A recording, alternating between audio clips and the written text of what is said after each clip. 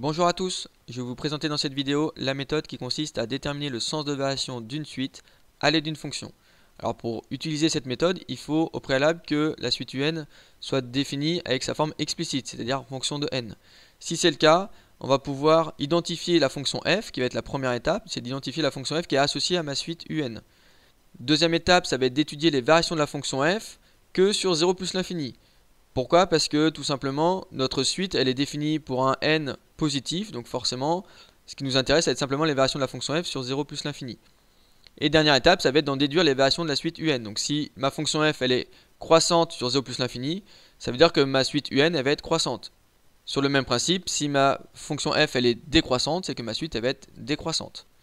Alors pour illustrer graphiquement, tout simplement j'ai représenté ici 5 termes de ma suite UN.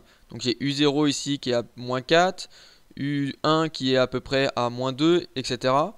Tout simplement, on voit bien qu'ici la suite elle est croissante, en tout cas sur les premiers termes, tout simplement parce que la fonction qui est associée, alors si je trace la courbe de la fonction associée en fait, elle va passer par ces points là.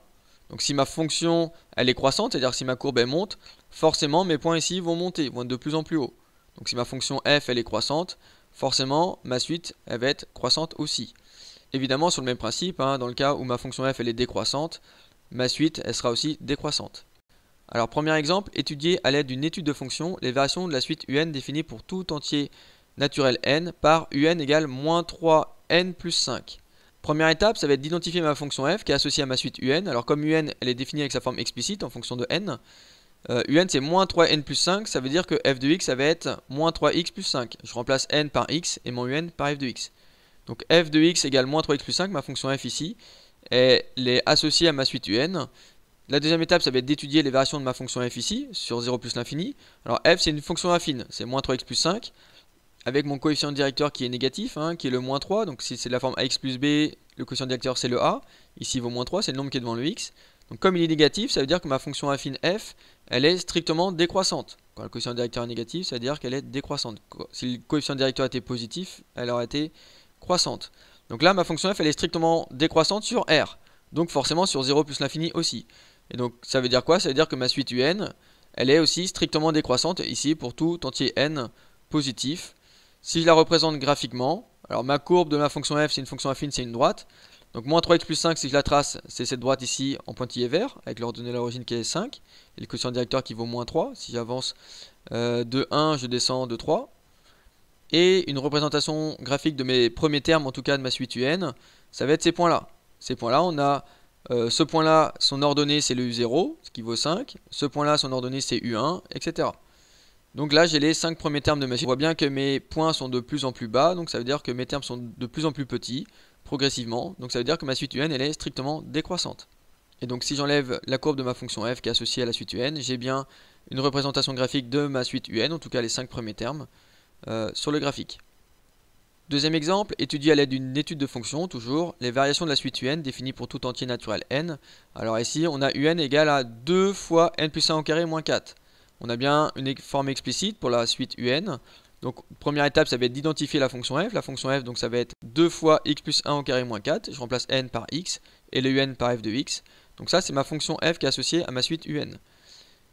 Deuxième étape, ça va être d'étudier les variations de la fonction f sur 0 plus l'infini. On a une fonction f qui est du second degré, qui est écrite sous sa forme canonique. Alors canonique, pourquoi? Parce que c'est de la forme a fois x moins alpha au carré plus bêta, avec le a qui est la valeur 2, qui est le nombre qui est devant ma parenthèse au carré. Le alpha ici qui vaut moins 1, pourquoi? Parce qu'on a plus 1. Alors comme c'est x moins alpha, c'est-à-dire que mon alpha vaut moins 1. Moins 1, je retombe bien sur plus 1. Donc ici le alpha il vaut pas 1, il vaut moins 1. Et le bêta ici qui vaut moins 4. Alors si je réalise une représentation graphique de ma fonction f, pour mieux expliquer et visualiser un petit peu ce qui se passe, f c'est une fonction du second degré avec alpha, bêta, alpha qui vaut moins 1 et bêta qui vaut moins 4. Donc c'est-à-dire que ma parabole, puisque f c'est une fonction du second degré, ma parabole va passer par le point de coordonnées moins 1 et moins 4, donc il va passer par ce point-là. Le a est égal à 2, a égale 2, ça veut dire que a est positif, donc ma parabole va être dans ce sens-là. A est positif, donc de bonne humeur, donc c'est-à-dire que ma parabole va être dans ce sens-là. Si je la trace, en fait, elle va être de cette forme-là. Donc là, j'ai une représentation graphique de ma fonction f, d'accord, qui va me permettre de visualiser un petit peu mieux les variations de ma suite. Alors ma fonction f, elle est décroissante de moins l'infini jusqu'à moins 1, la valeur de alpha, qui est l'abscisse de mon sommet, et à partir de x égale moins 1, ma fonction f elle est croissante.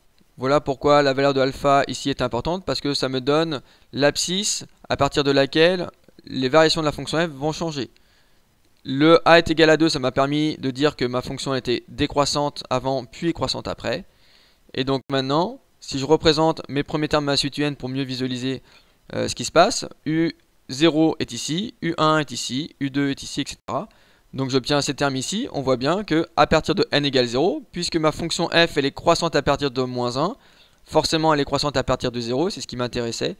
Et donc comme f est croissante à partir de 0, c'est-à-dire que ma suite UN, elle est croissante à partir de n égale 0, c'est-à-dire pour tout n, positif ou nul. On voit bien ici sur les 5 premiers termes, mes points sont de plus en plus hauts, et on se doute bien que ça va continuer.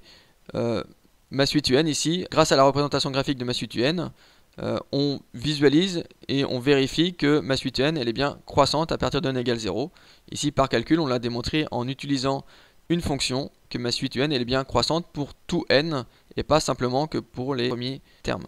J'espère que vous avez compris comment déterminer le sens de variation d'une suite à l'aide d'une fonction. Merci de m'avoir écouté, à bientôt.